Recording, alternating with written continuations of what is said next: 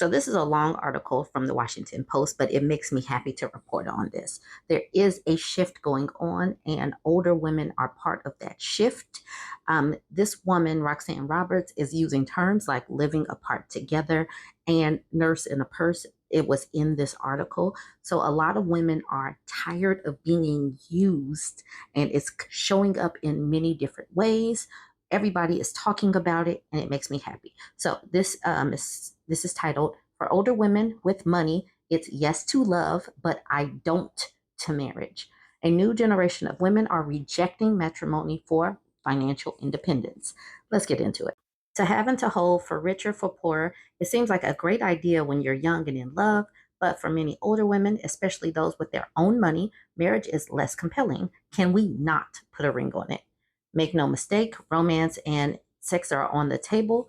Golden Bachelor, anyone? But millions of women who once considered marriage the ultimate form of commitment are declaring financial independence. Some are widows, some divorcees. Many are professionals who built up retirement accounts after decades of working. The one thing they have in common, an unwillingness to legally commingle their assets. There are about 22 million households in the United States with a net worth of a million or more. A third of them are headed by women, most of them who reach that milestone by age 58. We are the first generation of women to accumulate a significant amount of wealth in 401k plans, says Lynn S. Evans. Why would a woman want to give that up in the name of being married?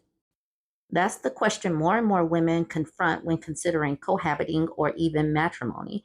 Money is, of course, only one of many considerations, but for many, the answer is clear: date, fall in love, even live together, but make it legal? No, thank you.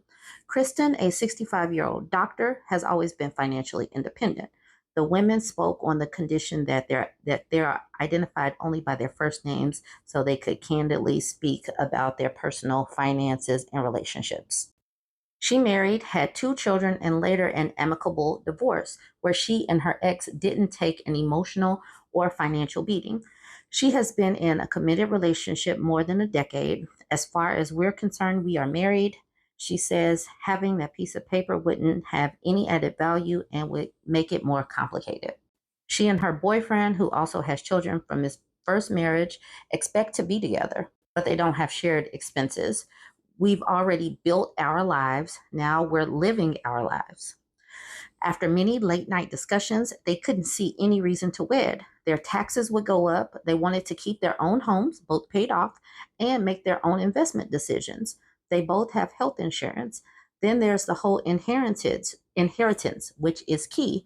I want my money to go to my kids, and he wants his money to go to his kids. Exactly. Okay. See, they are working it out. They have their own paperwork. It's all set up. They're just out here living. They are part of a growing movement among older couples living apart together, aka LATs. Evans, 72, has been a financial advisor to older women for many decades. Many are in relationships and need to know the pros and cons of marriage when it comes to money. A lot of women clients ask me about it. They feel that society expects them to make it legitimate to get married. They don't know if they want to combine their financial resources, specifically their Social Security benefits. Retirement benefits, which could decrease or end when a widow or divorced spouse remarries, aren't the only consideration. It could also mean the loss of alimony payments, pension benefits, health insurance coverage, and other financial cushions. Remarriage could also mean sharing the financial needs of stepchildren. College tuition can be tough on blended families. The issues of who will inherit what assets and the financial obligations should the marriage end in divorce. There are legal options to address all these questions, but she's not a huge fan of prenups because they can be undermined in the courts amid claims that they were signed under duress. But Evans, her first marriage, her husband's second, has one. Not because I don't trust my husband, but because I don't trust his ex-wife. Nonetheless, some of her clients choose to marry for religious, moral, or ethical reasons. If that's the case, then how to set up trust or protect her assets. There's a strong financial case to be made for young couples contemplating marriage. The legal and social protections, the emotional and economic value that comes with building a home and career, the shared responsibility of raising children together, but for older couples is more a nuanced debate, love, dollars, and cents. That's the conversation I'm having with my boyfriend, says Gina, a 54-year-old who works for a local police department. He wants to get married. It's a serious relationship. They're even talking about moving in together, but Gina wants to keep her money separate based on years of advice and personal experience. Her aunt was her financial idol. Growing up, she always said, make sure you're financially independent. All the money she saved as a young woman was spent during her first marriage and on her two kids. She basically started from scratch after her divorce. See, the older ladies be letting the younger ladies know because that starting over, not having any money, needing to survive is a real thing. Older women are the reason why the modern women are the way we are these days.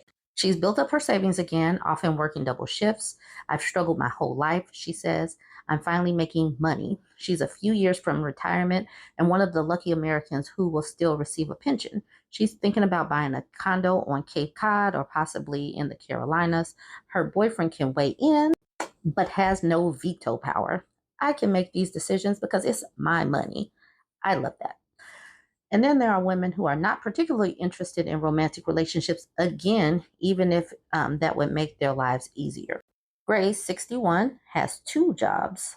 She works full-time as a high school counselor and part-time as a city council member. She also has a house payment for the next 2 decades. I'm probably going to be paying a mortgage until I'm in my 80s. A contentious divorce was expensive and left her struggling. But there's good news. Her 3 kids are grown. They received scholarships, so tuition wasn't a financial issue. She's back on her feet thanks to a very conservative approach to spending money. I'm frugal. She also has a solid social and emotional network. The group includes women who are married, divorced, and widowed. They are very strong and independent. They tell me they would never marry again. They are also affluent enough to travel and have a lot of fun together. They say at this age, most guys want a nurse and a purse. I told you that would pop up. She says, I'd be very hesitant to get married again. Grace explains, I'd only get married if I was assured it won't affect me negatively financially. She hasn't ruled out dating entirely, but it would have to be a partnership that makes her feel secure emotionally and financially. I'm not going to risk richness and the stability of my life for a relationship. See, these older ladies, they are spilling the beans. They are spilling the beans. They said most guys want a nurse in the purse, and they are not here for it. They are wanting to travel and have some peace, have their own home, put their feet up, keep it clean how they want to. I am loving what these older ladies are saying. Like I said, this is a long article. I'll end it with this part.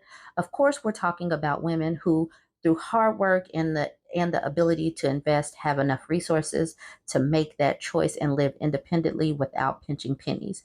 Millions of older women who were systematically paid lower wages and have little or no retirement savings will live in poverty in their old age.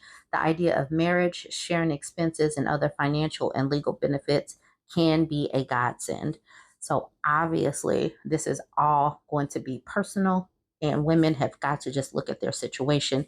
But young women, middle-aged women, these are the considerations that you need to be thinking about right now.